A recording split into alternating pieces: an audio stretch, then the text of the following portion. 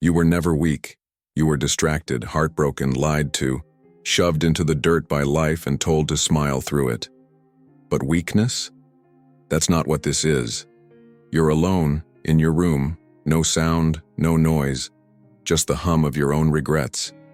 Clothes on the floor, a phone full of ghosts, a mirror reflecting a version of you that doesn't even fight back anymore. This is your battlefield. And silence? This is the sacred moment before war. No one's coming, no applause, no sympathy, no rescue. Good. You don't need noise. You need discipline. You don't need pity. You need pain. You will rebuild, not with noise, but with cold logic, sharp routines, and a heart wrapped in flame and steel. The world will wonder where you went, but the truth is, you died in that room. And a stronger version rose up, silent and focused. Waste no more time arguing what a good man should be. Be one. Marcus Aurelius. This is the end of your weakness. This is where you rebuild, in silence. Comment this below. I rebuild in silence. No noise, no drama, no explanations. Just quiet, cold transformation. If you felt this in your bones, if your soul stirred while listening, then you already know. This isn't just a video, it's a signal. A call to arms for the men who suffer in silence and rebuild without applause. Subscribe, not for entertainment, but for execution, for war plans, for inner fire, for the ancient code of the disciplined man. This channel gives you what the world won't: brutal truth, mental weapons, stoic armor. We're not here to feel better. We're here to become unbreakable. So join the brotherhood, comment, subscribe, and disappear into your mission. You're not broken. You're buried. Buried under noise. Buried under regret. Buried under distraction, addiction, heartbreak, and weakness that was never yours to carry. This world doesn't want you focused. It wants you soft, scrolling, pleasing, tamed. But there comes a moment when the pain becomes too loud. When the man in the mirror feels like a stranger. When your soul screams for a resurrection. This is that moment. Not the beginning of motivation, but the death of who you were. Because if you want to rebuild your life, you must burn the old one to ash. No more crying for help. No more waiting for closure. No more blaming your past. You must become the architect, the executioner, and the fire that forges the next version of you. If you are distressed by anything external, the pain is not due to the thing itself, but to your estimate of it. Marcus Aurelius, you were told you needed to heal. What you really need is to harden. There are no shortcuts, no hacks, no good vibes strong enough to rebuild a broken mind. Only discipline, purpose, silence, steel.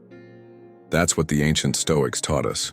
Not with comfort, but with confrontation. They didn't cry about what happened. They didn't beg for fairness. They built their minds like fortresses and walked alone through hell. And now it's your turn. This video isn't entertainment. It's a mental warpath. You're going to learn 9 mental shifts. Not suggestions, not affirmations, but orders. Each one is a weapon. Each one cuts deeper than the last. And by the end, you will not recognize the man you are, because the weak version of you will be dead. You want silence? You want strength? You want peace? Earn it. Strip away everything that made you soft. Walk through the fire and rebuild your life. Like a cold, silent storm. There's a silence you avoid, the kind that swallows you whole, the kind that locks you in a room with nothing but your guilt, your memories, and your wasted potential. You run from it.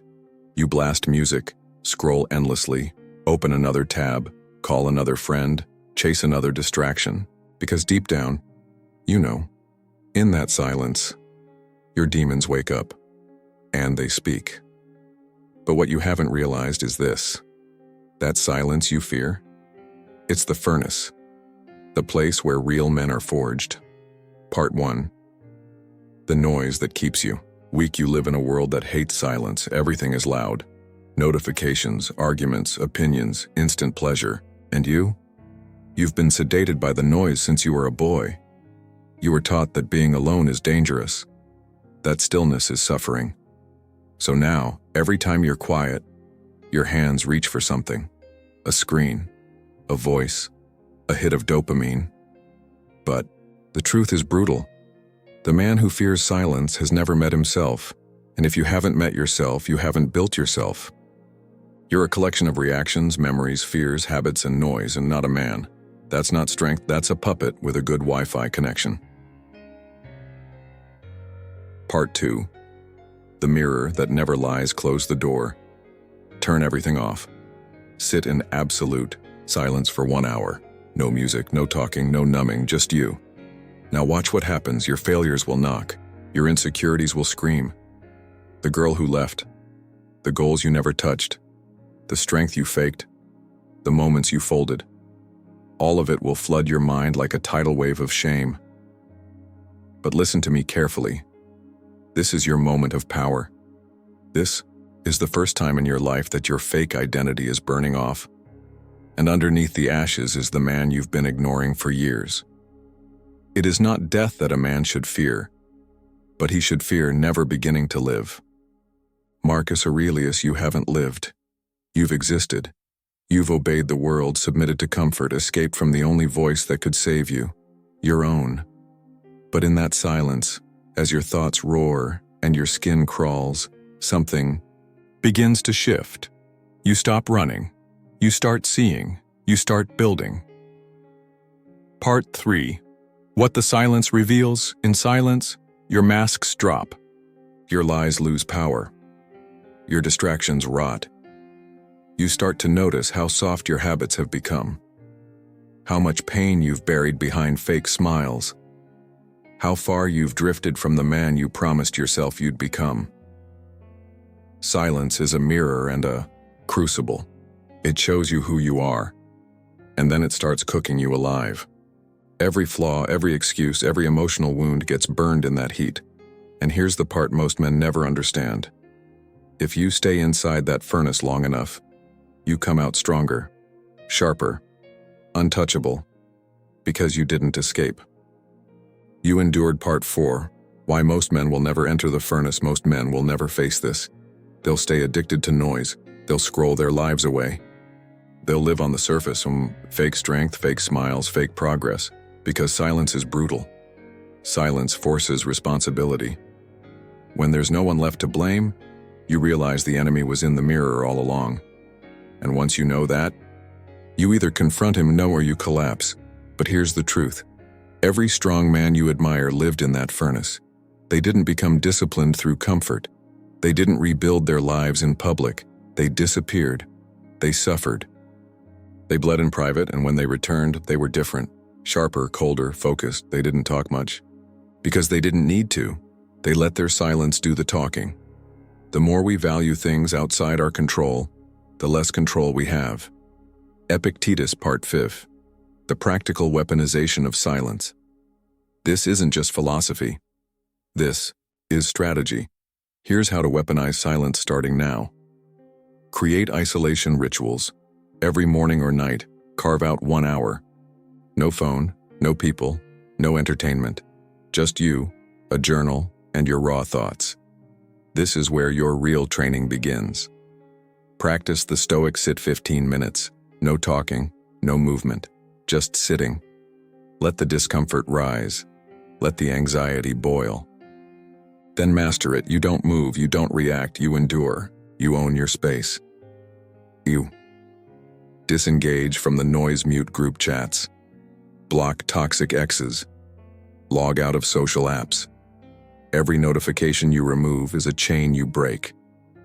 You are not a slave to pings and likes. You are a warrior in training. Part 6. What emerges from the furnace silence isn't empty. It's full of answers.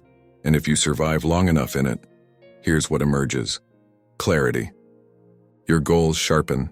Emotional control. Reactions die. Precision is born. Mental endurance. You stop folding under pressure. Self-respect. You stop chasing people who never deserved you. You become dangerously calm, not passive, powerful. A man who no longer explains himself. A man who no longer negotiates with mediocrity. You begin to move in silence, train in silence, heal in silence, build in silence. And one day, the world sees you again, but they don't recognize you, because the boy who feared silence is gone, and in his place stands a steel-hearted man, carved in solitude, tempered in flame. Be like the cliff against which the waves continually break, but it stands firm and tames the fury of the water. Marcus Aurelius, Part 7, a final. Command right now, your life is loud. Too many distractions, too much escape, too many wasted hours. That ends today. Tonight, sit in silence. No phone, no music, no excuses. Let the pain crawl in. Let your mind shake. And stay there, because that's the furnace. And only those who survive it rise with fire in their eyes and iron in their soul. You want power? Go earn it in silence. You want purpose? Forge it in silence. You want peace? Bleed for it in silence. Rebuild quietly. Rebuild without applause. Rebuild like a ghost in the shadows until the world forgets your name and then remembers it in awe. This is the beginning. This is the furnace. Step inside him and burn. There's a moment in every man's life when he looks around and realizes something terrifying. He's surrounded by enemies disguised as comfort. Fake friends, empty conversations, pointless routines, addictive habits, relationships that drain. Instead of build, you keep them around because you're afraid of being alone. But here's the truth. If it weakens you, it must die. Part 1. Weakness comes in disguise. Not all threats look like monsters. Most of them smile. Some kiss you, some laugh with you, some offer help, but bury poison in their advice. The people closest to you, some of them don't want you to rise, because if you rise, you remind them that they haven't. So they sabotage you with softness. Take a break, you deserve it. Don't overdo it, life is short. Just enjoy yourself, you're too intense. These are not words of love. These are chains. Associate with people who are likely to improve you. Welcome those whom you are capable of improving. Seneca, look hard at your circle. Is it sharpening you or softening you? Because every man is either building you or breaking you down in slow, invisible cuts. Part 2. The brutality of subtle decay. You don't fall apart overnight. It starts small. One skipped workout. One reply to a toxic ex. One harmless drink with losers who mock ambition. One lie. You tell yourself, I'll fix this tomorrow. That's how decay begins, in silence, in comfort, in little excuses that rot your discipline. You're not weak because life broke you. You're weak because you tolerated too much for too long. You kept broken people in your life. You stayed loyal to environments that made you soft. You clung to women who drained your fire. You laughed at jokes that made you dumber. You lowered your standards and again and again and again, until one day, you woke up surrounded by weakness and couldn't tell where it came from, but deep down you knew. You just didn't cut it off in time. Part 3. The price of keeping weakness alive. Every day you delay, you bleed. Every second you hold on to someone or something that softens you, you lose a piece of yourself. Your focus fades, your confidence dies, your purpose dulls, and worst of all, you start accepting it. You convince yourself, this is just life. This is normal. This is how it is. That's how mediocrity becomes permanent. Not through failure, but through toleration. Tolerating energy that disrespects your mission. Tolerating company that poisons your discipline. Tolerating conversations that numb your ambition. He who fears death will never do anything worthy of a living man. Seneca, you're not just wasting time. You're wasting identity. You're wasting the man you could have been. Part 4. No one will cut it for you. Here's the cold truth. No one will do this for you. They'll tell you to forgive, to be patient, to give second chances. But your peace has already been murdered. Your fire already suffocated. You've already lost years waiting for people to change. Enough. You don't need closure. You need cutting. Block the number. End the conversation. Burn the bridge. Not with hate, but with clarity. You don't have to scream. You don't have to explain. Just cut. Part 5.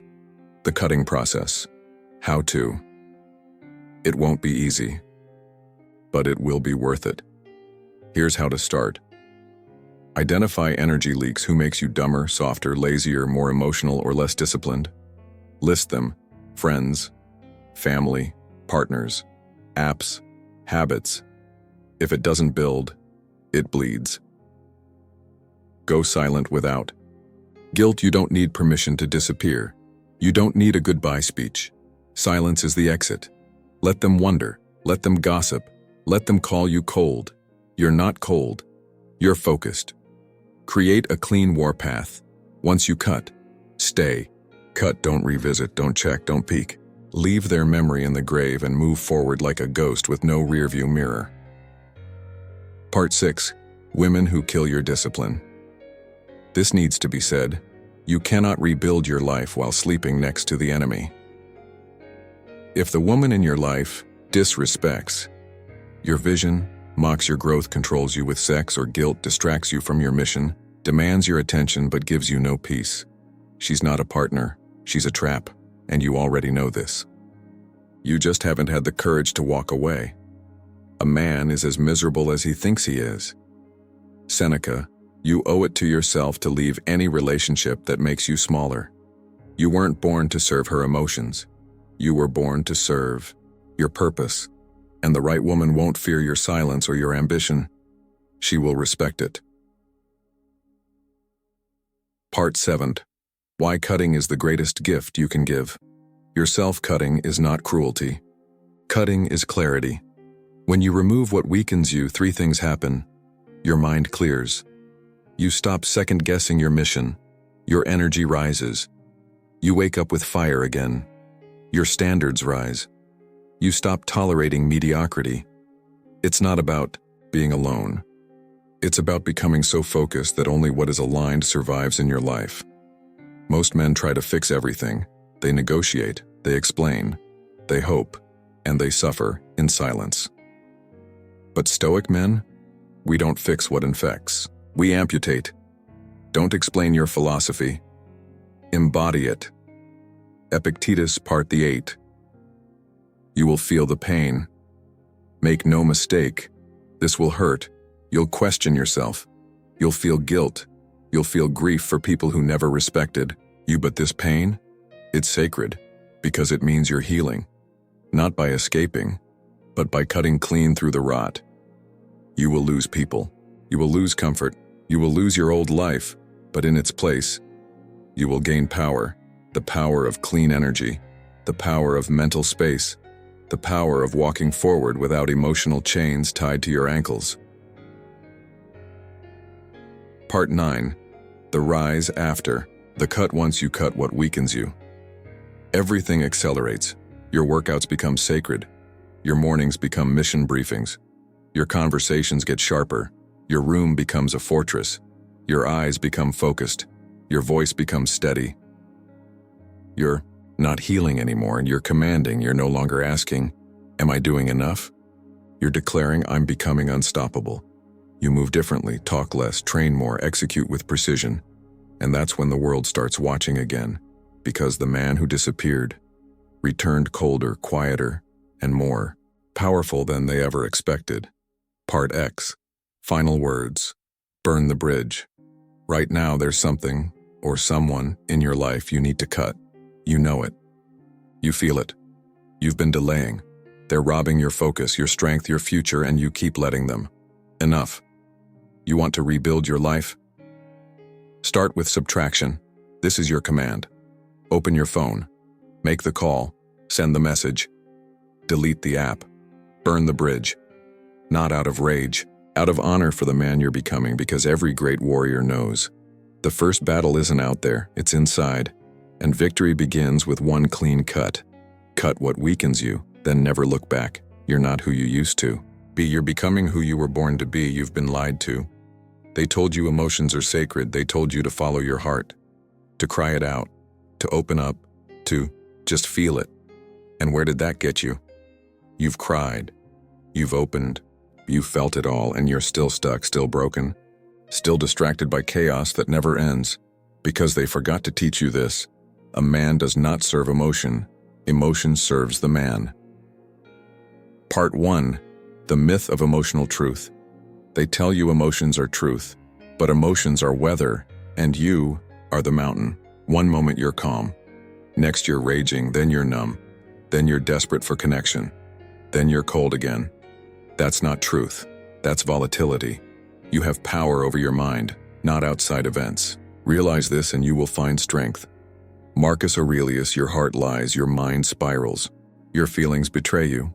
But discipline, that never lies. That never folds. A Stoic doesn't kill emotion. He chains it. He straps it to the back of the war chariot and drags it through the battlefield. Only when needed. Part 2. Emotion. A terrible master. A powerful tool. When emotion controls you, you fold. You chase women who disrespect you. You lash out at people who don't care. You stop training because you don't feel like it. You abandon purpose because it's too heavy today. You let fear guide your tongue, your feet, your life. You become a slave, led by chains of your own mood swings. But emotion isn't the enemy. It's the fuel. Anger? It can power your grind. Sadness? It can sharpen your philosophy. Heartbreak? It can build your emotional fortress. Pain? It can purify your purpose. The only rule is simple. You don't serve emotion. Emotion serves you. Part 3. How weak men worship emotion. Weak men confuse chaos for truth. They wear their emotions like scars to be admired. They vent, they whine. They spill their pain all over people who never earned the right to hear it. They beg women to understand them. They post sad quotes. They call it healing, but it's emotional leaking. You can't leak and lead. You can't collapse and conquer. You can't fall apart and expect the world to hand you peace. No one cares, and they shouldn't, because life doesn't reward pain. It rewards power, and power begins when you stop obeying your moods. The greater the difficulty, the more glory in surmounting it. Epictetus, Part 4. The discipline of emotional restraint. Here's what power looks like. You feel anger rise, but your face stays calm. You feel heartbreak twist inside, but your hands keep working. You feel loneliness burn, but your voice stays steady. You feel the pull to escape, but you stay in the fire and endure. That's control. That's command. Most men scream when emotions pull their strings. But the Stoic? He cuts the strings. He becomes unreactive, not numb, not dead inside, focused, cold, silent, ready. The world will throw everything at you: disrespect, betrayal, temptation, chaos. But the man who controls emotion is a storm with a calm eye. Part V. The woman who tests your control. Let's speak clearly. There will be a woman, maybe already in your life, who tests your emotional spine. She'll push your buttons, pull back her attention, flirt with your enemies, say things that burn. Withdraw affection when you need it most, and if you respond emotionally, you lose. You hand her your frame, your power, your peace. But if you remain still, if you speak less, move less, and hold the line, you dominate without force. Because the masculine doesn't chase, it doesn't plead, it doesn't explain. It simply is calm, grounded, centered. She can scream, she can cry, she can walk away. But you remain unshaken, because your emotions don't run the kingdom. You do. How much more grievous are the consequences of anger than the causes of it? Marcus Aurelius, Part 6, Training the Stoic Response. You won't become emotionally untouchable overnight. You need training. Here's how. Delay reaction. Never respond in the heat of emotion. Feel the fire, breathe, wait. Respond only after. The fire cools. This is how warriors speak. Not from impulse, but from command. Detach from storylines. Your mind will create false narratives. They hate me. She's doing this to destroy me. I'm not good enough. All lies. You are not your thoughts. You are the observer, the commander. Detach. Then decide. Channel. Don't suppress anger. Hit the gym. Sadness. Write. A journal. Loneliness. Build your vision. Don't run from emotion. Redirect it. Forge it into momentum. Part 7. The emotionally controlled man is feared. Men who can't control emotion are predictable. They're easy to manipulate. They fold under pressure. They can be broken with a word. But the man who moves with stillness, he terrifies the world. You can't seduce him with lust. You can't bait him with drama. You can't destroy him with betrayal. Because his power doesn't come from out there. It comes from within. He's not numb. He's just not owned. He watches while others react. He calculates while others panic. He speaks when it matters, and when he does, the room listens, because stillness is louder than chaos. Part 8. Emotional fortitude in the face of pain. You will be hurt. You will lose people. You will fail publicly. You will feel betrayed, abandoned, disrespected. Life will drag you face first through disappointment. Let it. But don't scream. Don't break down. Don't make it a performance. Hurt in silence. Bleed with your mouth shut. Build under the weight of it. No man is free who is not master of himself. Epictetus, that is the essence of Stoic masculinity. Emotions may enter, but they do not command. They knock. You listen, and then you act. Not based on how you feel, but based on what must be done. Part 9. Emotional minimalism. Less feeling, more doing. This world is drowning in feeling. Everyone wants to talk, to vent, to unpack their trauma, to cry about unfairness. But that path? That's not your path. You weren't born to be emotionally pampered. You were born to build through the fire. Start practicing emotional minimalism. Speak less, react less, feel less. Do more. Build your life like a fortress. Steel beams of logic. Brick by brick of action. No windows for chaos to crawl in. You are not a sponge for emotional chaos. You are a hammer, shaping life with cold, deliberate force. Part X. Final command. Make emotion. Obey right now. Your emotions are unruly dogs. They bark at everything. They chase drama. They attack your peace. Leash them. Discipline them. Make them obey, because until you do, you will always be at the mercy of moods. But once you master this skill, once you own your emotional state, you become a weapon. Focused, calm, powerful. Nothing sways you. Nothing breaks you. You feel, but you never fold. This is your command. Emotion is a slave, not a king. Chain it, train it, and walk forward like the storm you were born to be. Pain isn't your enemy. It's your tuition.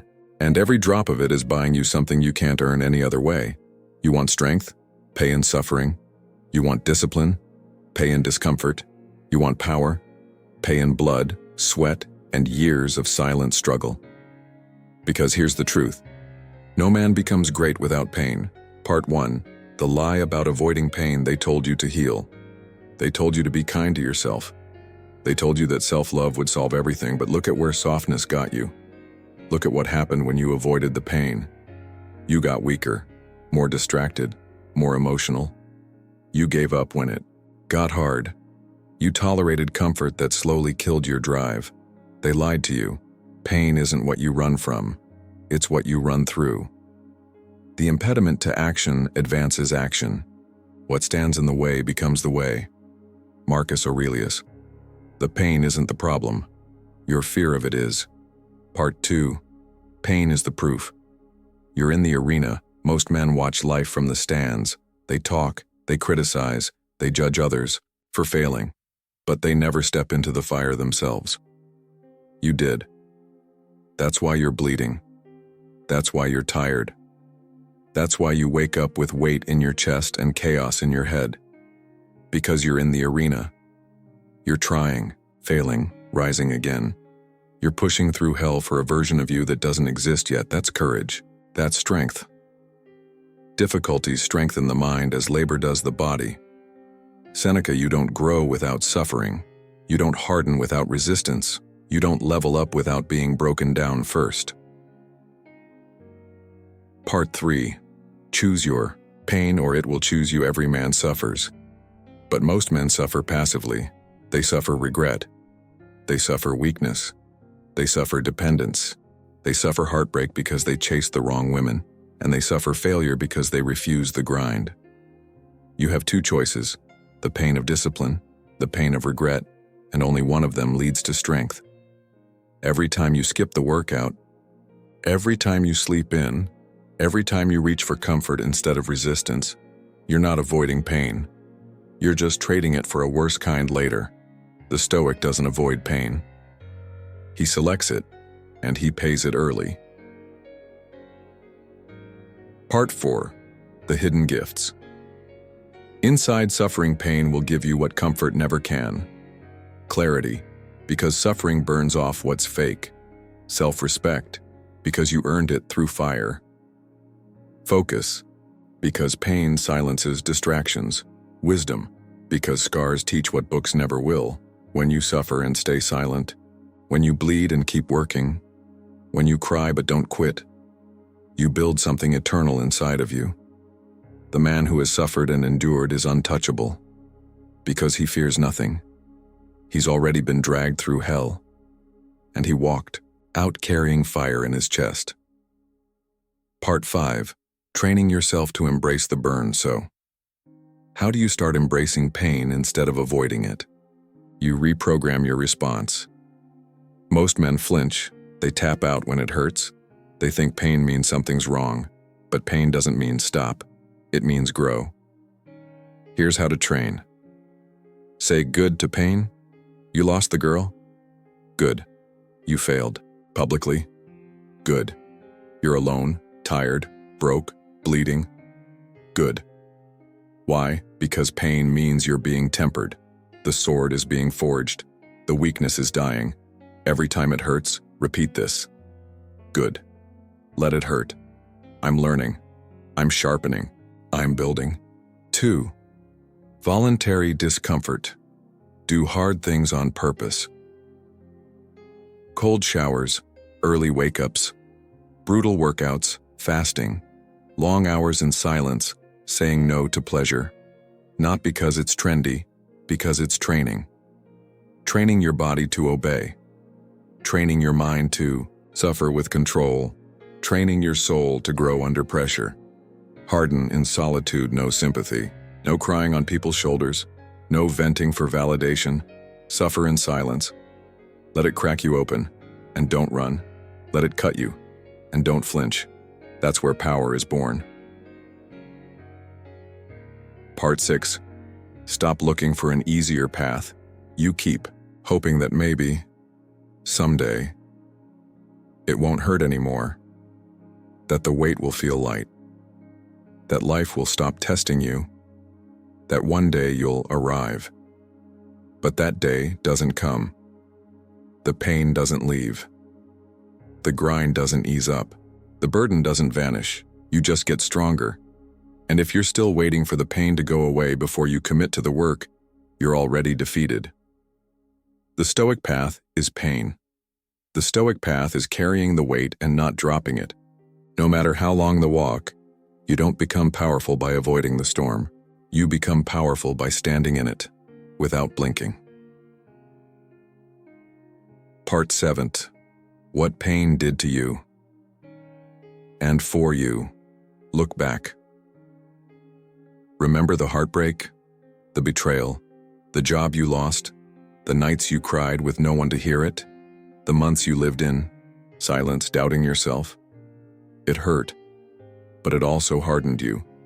You became sharper, less trusting of weakness, more disciplined, more focused. It burned away your softness. Pain didn't destroy you. It carved you. Every scar you carry is proof that you're not weak. You're experienced. The whole future lies in uncertainty. Live immediately. Seneca, stop resenting the pain. Start respecting it. Part 8. The Men Who Built Themselves. In fire, do you think Marcus Aurelius had it easy? He buried children, led armies, fought plagues, lost allies, made decisions that haunted him, but he endured with dignity. Do you think Epictetus became a philosopher because life was fair? He was a slave, beaten, controlled, humiliated. And yet he became one of the most powerful minds in history, not because of what he avoided, but because of what he endured. Your pain doesn't disqualify you, it's your initiation. Part 9. Pain is a signal to push. Here's what separates warriors from victims. Victims think pain is a stop sign. Warriors see it as a green light. It burns. Keep going. It breaks you. Rebuild stronger. It scars you. Wear them as proof. Every man who reached greatness has suffered, but not every man who suffered reached greatness. Only those who used it. This is your fuel now. Not your excuse, not your trauma story, your advantage. Let it harden your bones, let it deepen your drive. Let it rip the weakness out of your spirit one brutal day at a time. Part X. Final command. Pay the price. You want strength. You want focus. You want unshakable discipline. Then stop asking life to go easy on you. Ask for fire. Ask for resistance. Ask for pain. Why? Because pain is the price. And every drop of it you endure makes you a man the world can't move. So this is your command. Stop flinching. Stop waiting for comfort. Stop begging for peace. Earn it. Stand in the storm. Smile in the fire. Bleed in silence. And walk forward like you've already survived hell, because you have, and you're still here. Pain is your weapon now. Use it. And rise. Cutting contact isn't weakness. It isn't bitterness. It isn't emotional immaturity. It's power. It's self-respect. It's the final line you draw between who you were and who you are now. If they pulled you into chaos, if they disrespected your mission, if they drained your mind, your time, your soul, you owe them silence. Part 1. The myth of closure. You want closure? That's your first mistake. You want them to explain why they broke you, why they disappeared, why they betrayed you, why they couldn't love you the way you needed. But the Stoic doesn't beg for reasons. The Stoic accepts reality and moves forward. Closure is a lie. It's an illusion built to keep you emotionally hooked. You don't need closure, you need no contact, because healing doesn't begin when you get the answer. It begins when you stop asking. It is not things themselves that disturb us, but our opinions about them. Epictetus, you keep feeding the story, and the story keeps feeding your pain. Kill the story with silence. Part 2. Why silence is superior to revenge. They expect you to react, to argue, to rage, to cry, to post something dramatic, to chase them, to prove your worth. But when you go silent, when you disappear without explanation, you become terrifying. They can't read you. They can't control you.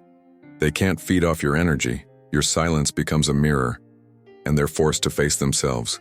No yelling, no messages, no games, just cold, disciplined silence. And that breaks them more than anything you could ever say. Part 3. No contact isn't just about them.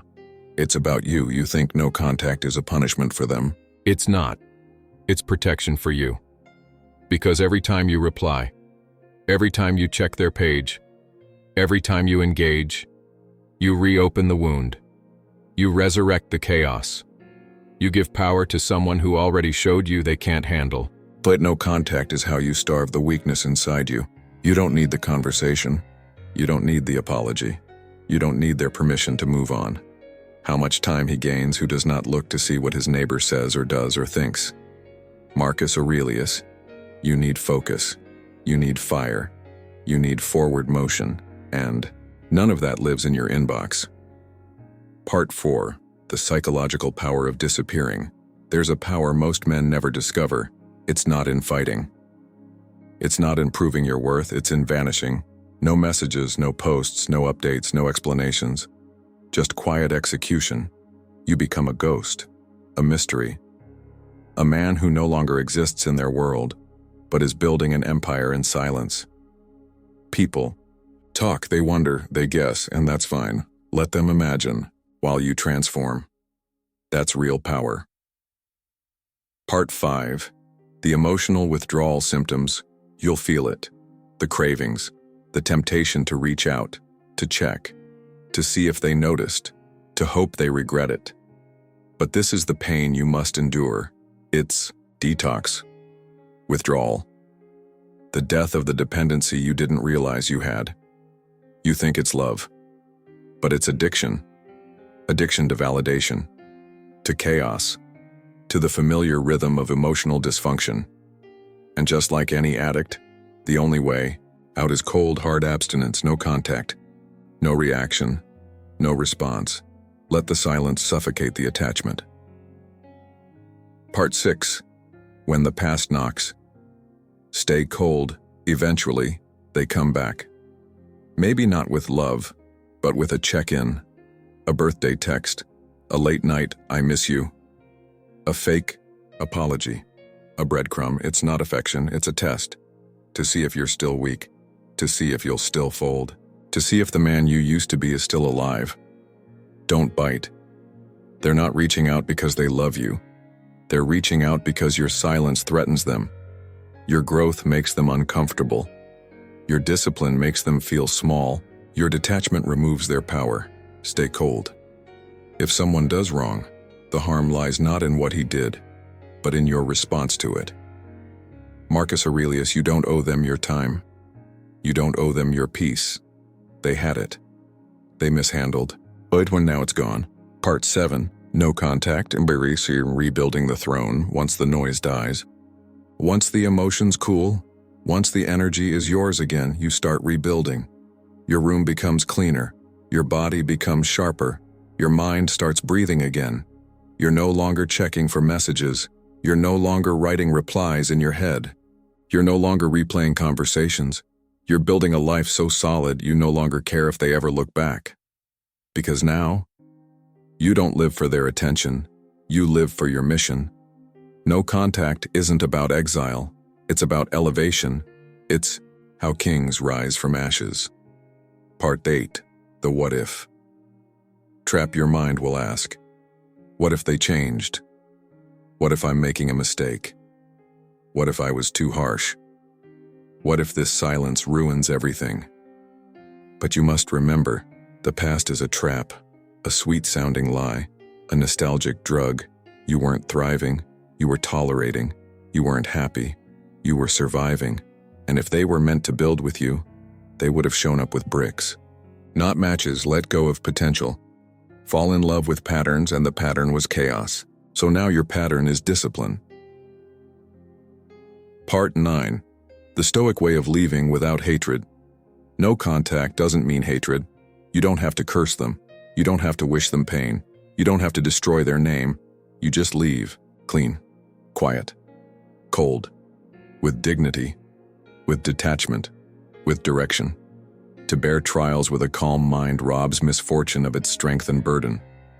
Seneca, this is your moment of maturity. You don't owe revenge. You owe yourself peace. No burning bridges. Just outgrowing them. You walk away, not because you're heartless, but because you finally grew a spine. Part X. Final command. Silence is your sword right now. You're holding on to something, a message thread, a memory, a woman, a toxic friend, a ghost, and it's stealing your fire. You want clarity? Go silent. You want respect? Go silent. You want peace, purpose, focus, strength? Go silent. No contact is more than a breakup strategy. It's a reclamation of power. It's the decision to stop handing your energy to people who don't respect it. So this is your command. Block without guilt. Walk away without noise. Rebuild without updates. Succeed without revenge. And when they wonder where you went, when they whisper your name in confused conversations, when they stalk your growth in secret, let them. You are no longer reachable. You are no longer controllable. You are no longer the man they could shake. You are silent. You are rising. And your absence is the loudest message they'll ever hear. No contact, total power. Use it. And never go back. You don't have an attention problem. You have a purpose problem. You think you're lazy. You think you lack motivation. You think your mind is broken. But the truth is simpler and more brutal. You've been drifting without direction. And a man without direction will always drown in distraction. Part 1. The war zone of a modern. Mind open your phone right now. Messages, memes, notifications, half-read DMs, ads, noise, chaos. The modern world is a battlefield, but not of bombs or blood. It's a war for your focus, and you're losing. TikTok killed your attention span. Porn killed your drive. YouTube killed your silence. Instagram killed your self-worth. Netflix killed your urgency. You've been sedated, conditioned to chase stimulation instead of mission, because once you're distracted, you're harmless. If a man knows not to which port he sails, no wind is favorable. Seneca, you don't need more energy. You need an anchor. You need a reason to bleed. You need purpose. Part 2. Purpose is not found. It's built. Most men sit and wait. Wait for the right passion, the right moment, the right calling. But purpose doesn't arrive in the mail. It's not revealed by fate. It's forged in the fire of action. You pick something. You commit. You suffer for it. You get good at it. You build around it. And through that grind, your mission forms. Stop looking for your purpose like a lost sock. Start building it with your bare hands. Pick something that sharpens you. Commit to something that demands your discipline. And watch the fog of distraction disappear. Part 3. A man on a mission. Is dangerous. When a man moves with purpose, he becomes unstoppable. You can feel it in his walk, in his silence, in the way he says no without guilt, in the way he wakes up early without a crowd, in the way he trains, eats, speaks, and works like everything matters. He's not chasing women. He's not replying to nonsense. He's not stuck in group chats or doom scrolling. He's on a mission, and that mission makes him magnetic. First, say to yourself what you would be, and then do what you have to do. Epictetus' distraction dies in the presence of a clear path, because when you have something to build, you don't have time to be weak. Part 4. Distraction. Is emotional slavery. Why do you reach for your phone 500 times a day? Why do you scroll when you're sad? Why do you binge content instead of building your life? Because distraction numbs pain. You're not bored. You're empty. You're not lazy. You're unanchored. You're not unmotivated. You're undirected. And the longer you live without purpose, the more you'll rely on external stimulation to feel alive. But here's the catch. The more you indulge it, the weaker you become. The more you run from the work, the more the pain multiplies. Purpose isn't a feel-good poster. It's your exit from hell. Part 5. How to build an unbreakable purpose. So how do you do it? How do you build a purpose that kills distraction and makes you dangerous again? 1. Choose a mission that outlives you. Pick something that demands legacy, not pleasure, not popularity. Legacy, something that builds you and serves something greater. your body, your business, your skills, your philosophy, your voice. Create impact that will echo when you're gone. Bleed for it. Daily purpose isn't an idea. It's a discipline. You show up, tired, broken, distracted, and you execute anyway. No excuses, no motivation required, just war. Purpose is a daily death of comfort and the birth of identity. Eliminate everything that doesn't serve it. If it doesn't feed your mission, it dies. That app? Gone. That conversation? Over. That toxic person? Cut. That old habit? Replaced. This is how you protect the throne. This is how you become a man the world cannot move. Part 6. Purpose makes you mentally untouchable. When you're locked into your purpose, insults don't reach you, breakups don't break you, failures don't stop you, distractions feel like insects compared to your vision. Because you're not living for likes, you're not living for the next dopamine hit. You're living for impact. And that mindset is rare. It's intimidating. It's magnetic. People ask how you stay focused, how you stay disciplined, how you wake up with fire in your chest. But the truth is simple. You chose something worth suffering for, and that made all the difference. Part 7. Discipline is the backbone of purpose. Purpose without discipline is a fantasy, a daydream, a motivational quote with no teeth. Discipline is the vehicle that turns your purpose into power. It shows up when you don't want to. It says no when you're tempted. It stays locked in while the world parties, plays, and wastes away. You don't rise by wanting to. You rise by doing what must be done, especially when it sucks. No man is free who is not master of himself. Epictetus' discipline is freedom, because once you control your impulses, once you dominate your time, once you direct your mind, you become untouchable. Part E. Aid. Women, pleasure, and the purpose. Filter. A man without purpose will chase anything that feels good. A man with purpose filters everything through one question. Does this serve the mission? Most men get lost in women because they're bored, because they're insecure, because they need validation. But once you're driven by a deeper mission, you stop chasing affection that costs your focus. You stop entertaining attention that dulls your edge. You stop explaining your grind to people who don't even deserve your silence. You choose one woman, or no woman, and make her part of the fortress, not a crack in it. You don't need emotional chaos. You need emotional clarity. Part 9. The battle plan. Kill distraction. Feed purpose.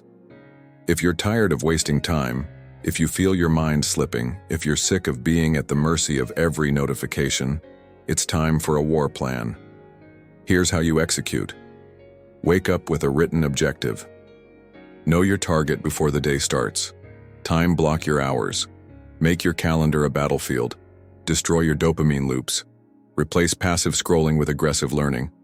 Track progress relentlessly. What gets measured gets sharpened. Practice monk mode regularly. Go dark. Train. Build. Re-emerge stronger. Purpose doesn't tolerate randomness. It demands order. It demands total obedience to your own standards. You're not just managing time. You're commanding it. Part X. Final command. Move like you're being hunted. Right now, distraction is hunting you. Every app, every message, every excuse, every indulgence. And the only way to survive?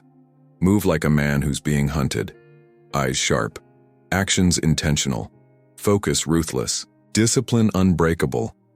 Because you're not a child anymore. You're not just surviving. You're building an empire. And empires are not built by men who waste hours. So here's your final command. Choose your mission. Cut the noise. Kill distraction. Bleed daily for what you believe in.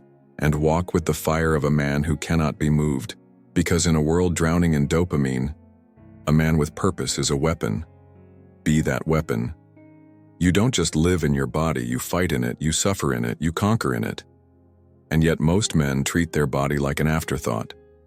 But a Stoic doesn't. To a Stoic, the body is not decoration. It is not for display, it is a weapon. And if it is soft, where you're soft, part 1. The lie of the modern man, they told you looks don't matter. That character is everything. That it's what's inside that counts. But they forgot to mention, what's inside is reflected by what you do with the outside. The body is the first battlefield. It's the daily proving ground. It's the place where comfort dies, where embrace thrives. And if your body is undisciplined, so is your mind. So is your schedule. So is your life. A weak body is a symptom, a warning sign that you've tolerated too much, that you've let the fire go out, that you've started living soft. The body should be treated more rigorously, that it may not be disobedient to the mind. Seneca, Part 2. Why the body reflects the mind. Your body is not just flesh. It's a mirror. It reflects your philosophy. It reflects your pain.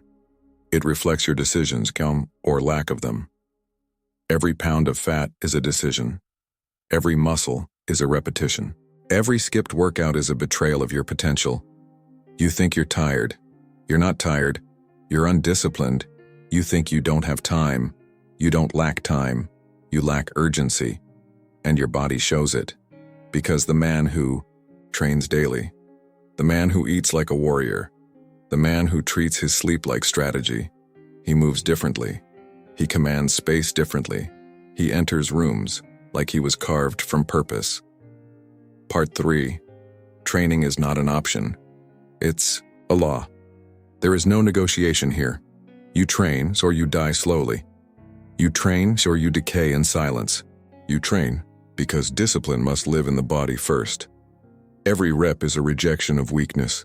Every drop of sweat is a baptism in suffering. Every push-up is a middle finger to comfort. You don't train to impress. You don't train to post. You train because a man without a strong body is a walking liability. He folds under pressure. He hesitates in danger. He doubts himself before battle. But the man who trains, he doesn't wonder if he's capable, he knows. No man is more unhappy than he who never faces adversity, for he is not permitted to prove himself. Seneca, Part 4. Eating like a warrior, you can't train like a beast and eat like a child. Your fuel reflects your future. Junk food is not a treat, it's sabotage. Skipping meals is not discipline, it's carelessness. Overeating is not comfort, it's consumption without control. A Stoic eats like a soldier. Simple. Clean, strategic. Unemotional. Food is fuel. Nothing more. You don't chase taste, you chase edge. The world is fat, slow, and addicted to sugar. And you're becoming sharper by the bite. Part 5. Sleep is not laziness. It's recovery. Weak men brag about their grind. About how little they sleep. About how hard they push. But they don't recover. They don't heal. They burn out. A Stoic doesn't burn out. He plans his energy. He protects his sleep like a fortress. Not because he's lazy, but because he knows the next battle requires full strength. You train, you eat, you sleep. That is the trinity of physical warfare. You don't skip it, you don't abuse it. You master it. Part 6. Dress like a man with a code. You don't need expensive brands. You don't need designer status. But you do need sharpness. Clothes clean. Body posture straight. Face groomed. Eyes focused. You walk like a man on a mission. You present yourself like a warrior, not a wanderer. Why? Because people see you before they hear you. And how you show up reflects what you believe about yourself. A Stoic doesn't dress to impress. He dresses to reflect discipline, to show he's already at war, even in peace. Part 7. The Warrior's Morning. Your first 60 minutes are sacred. This is not the year. Time for scrolling, for noise, for weakness. This is when you build your edge. You hydrate, Move, meditate, plan, execute. You treat your morning like a soldier sharpens his blade. No distractions, no excuses, just cold routine. Because the man who wins the morning wins the day. Part the aid. Pain is the language of the body. The burn in your muscles, that's your body adapting. The soreness in your spine, that's your body learning. The sweat on your skin, that's your body cleansing weakness. You don't run from pain, you chase it. Because pain is proof that you're moving, that you're grinding, that you're still alive. The average man avoids it, the Stoic requires it. Difficulties strengthen the mind, as labor does the body. Seneca, you build through resistance, or you don't build at all. Part 9. The Stoic. Body versus the soft man, compare them. The Stoic body, trained, rested, fed for function, moved daily, sharpened under pressure, calm under chaos. The soft man, untrained, undisciplined, overstimulated, addicted to comfort, emotionally unstable, physically fragile. You can see it in his eyes. You can hear it in his voice. You can feel it in his presence. One is built, the other is broken. Which one are you? Part X, final command. Build the body, build the man. You want confidence? Train. You want power? Train. You want peace of mind, unshakable presence, a body that commands respect? Train. No more excuses, no more softness, no more waiting for motivation. You don't need a perfect program. You need pain. You need sweat. You need consistency. This is your command. Train daily, eat for function, sleep like a weapon, walk like a leader, dress with purpose, move like a threat, and never again let your body betray your mission. You are not a decoration. You are not a boy playing dress-up. You are a warrior, and your body is your weapon. Sharpen it every damn day. You've been trained to feel, to follow your heart, to trust your gut, to obey the emotional winds that blow through you like storms, and it's made you weak. You gave up on goals because you didn't feel like it. You chased people who disrespected you because you felt something. You escaped your responsibilities because it was too much. But feelings aren't kings. They're whispers. They're fog. If you want power, you must stop living by emotion and start living by cold logic. Part 1. Emotions are addictive. Logic is command. Emotions are loud. They demand your attention. They scream at you in moments of pressure. Don't do it. It's scary. Text her back, you miss her. Skip the gym, rest today. Just one more time, you'll stop tomorrow. And so you fold, you obey, you submit. But logic? Logic is the still voice in the storm. It doesn't beg, it doesn't cry. It simply states the facts. She disrespected you, cut her off. You said 6 a.m., get up. You need this workout, do it. Your business needs focus. Ignore the distractions. Don't explain your philosophy. Embody it. Epictetus, emotion is noise. Logic is the sword. And you're here to cut, not cry. Part 2. Why emotion keeps you weak. Let's break it down. Every time you choose emotion over logic, you react instead of respond. You speak instead of stay silent. You chase instead of walk away. You quit instead of adapt. And every time you do, your mind becomes softer, because it learns that feelings make decisions now. Not facts, not strategy, not the mission. This is why so many men are miserable, because they feel everything and do nothing. They feel like being lazy. They feel like scrolling. They feel like escaping. And they wonder why nothing changes. Because they forgot. Life doesn't care how you feel. It only responds to what you do. Part 3. The Stoic mind is ruthless. With itself, you want strength? Then speak to yourself like a general. The Stoic mind does not ask, how do I feel today? It asks, what must be done? No motivation? Train anyway.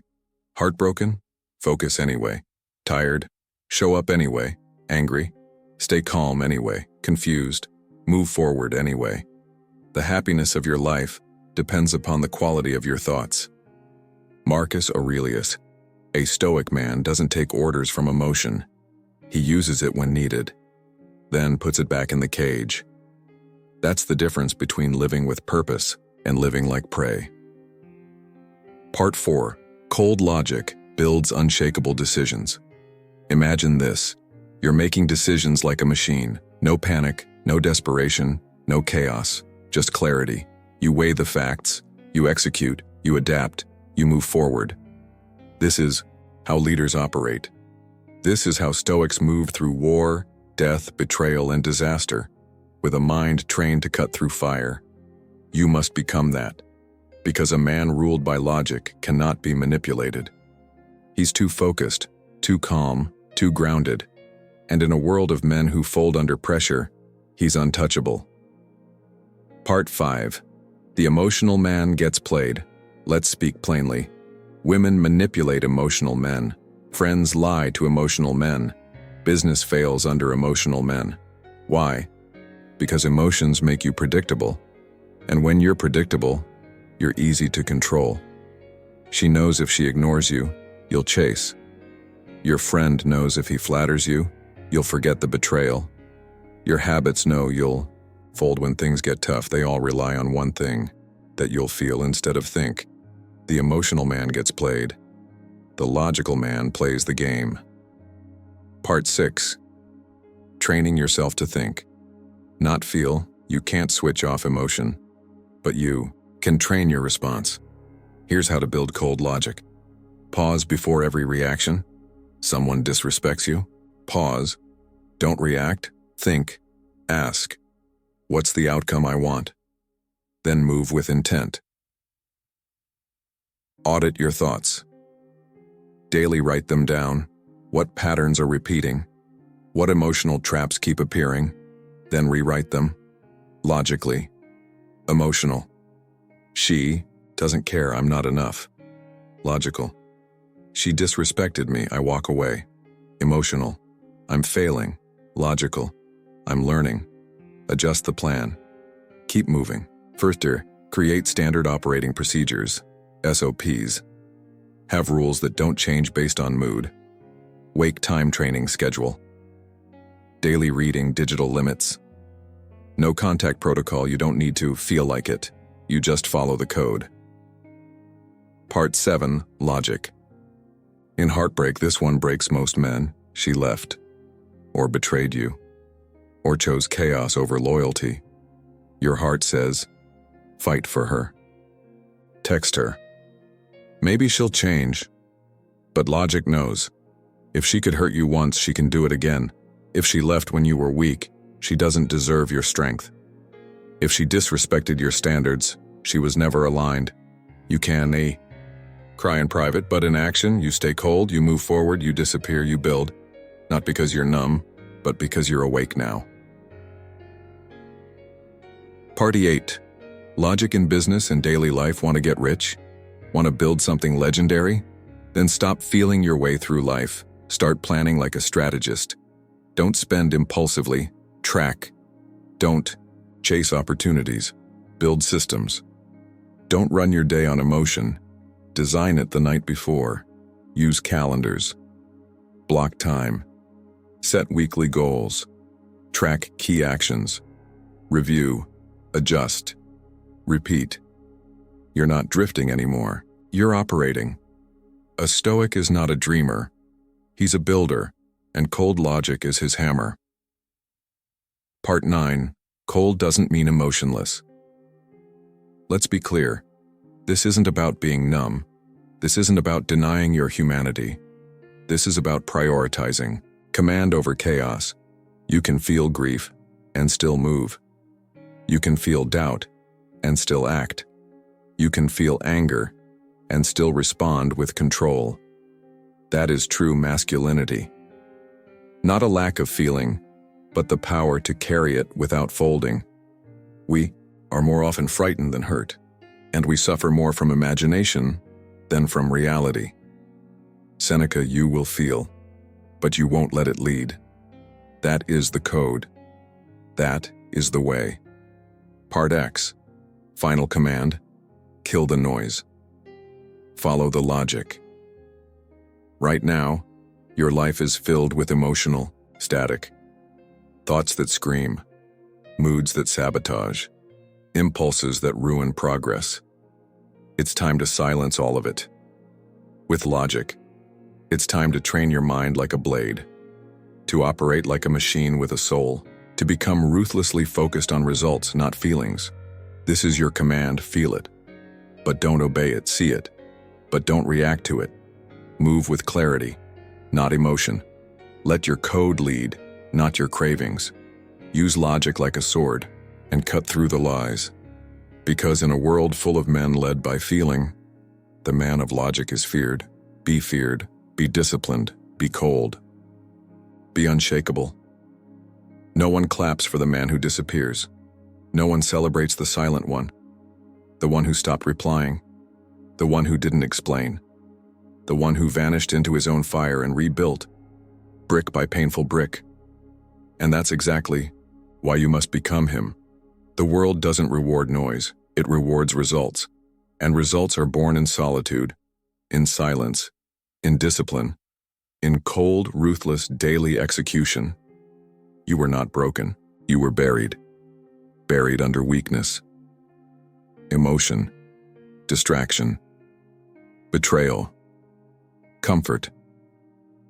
But now, you're rising, not loudly, not for applause, not for revenge, but because the man you used to be cannot come with you where you're going. You've walked through fire in this journey. 9 shifts, 9 brutal truths, 9 weapons sharpened in silence. You embraced the furnace of solitude. You cut what weakened you. You enslaved your emotions. You accepted pain as payment. You claimed power through silence. You buried distraction with purpose. You treated your body like a weapon. You chose logic over emotional lies. And now, you carry all of it forward. These are not ideas. These are laws. Live by them or die in mediocrity. Waste no more time arguing what a good man should be. Be one. Marcus Aurelius. You don't need motivation. You don't need permission. You don't need healing circles or likes or closure or understanding. You need war. War on your habits. War on your impulses. War on your old identity. And that war is fought in silence, far away from attention, far away from drama, far away from softness. You don't scream your transformation. You show up, alone, in the cold, and you build like a ghost until the world forgets your name, and then fears your return. So now the work begins. No music, no applause, no spotlight, just you, the silence, and the steel within your soul that refuses to die. You rebuild now, in silence, so that one day, you walk back into the world not as the man they abandoned, ignored, or mocked, but as the man they can no longer reach. This is your rebirth. Don't explain it, don't announce it, just earn it, in silence.